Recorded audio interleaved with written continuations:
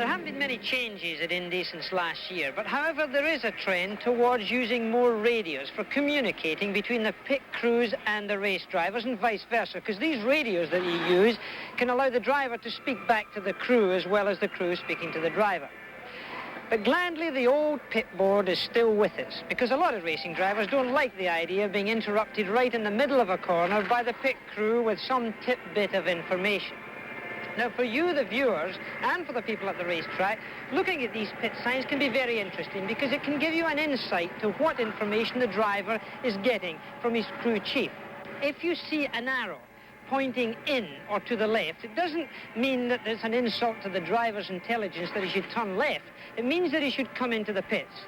On the other hand, you see an arrow pointing right or out, it doesn't mean to say he should climb the pit wall or the outside wall. It means that he should stay out on the racetrack for at least another lap. If you see a +3 or 4, this perhaps would mean +3 seconds or 4 seconds on the car behind, or a -1 or 2 means a minus on the leader or the car in front. If you see other signs like hustle, well, this means that, of course, the driver should put a bit of pressure on, go as fast as he can. If you see one that says ease or easy, it means that the driver should conserve his car and go, of course, a little bit canny. Now, pit boards are important from a race driver's point of view to view because he must pay attention.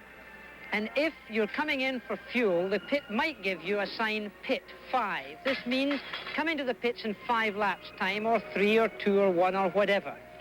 From a racing driver's point of view, he's got to look very carefully, because in my last ever Grand Prix, I remember, we misinterpreted the pit signals. I came into the pits and found that my pit was already fully congested with other cars, and the hassle to get back out, I ran over 2 of my mechanics and unfortunately missed Ken Tyrrell, who was my crew chief.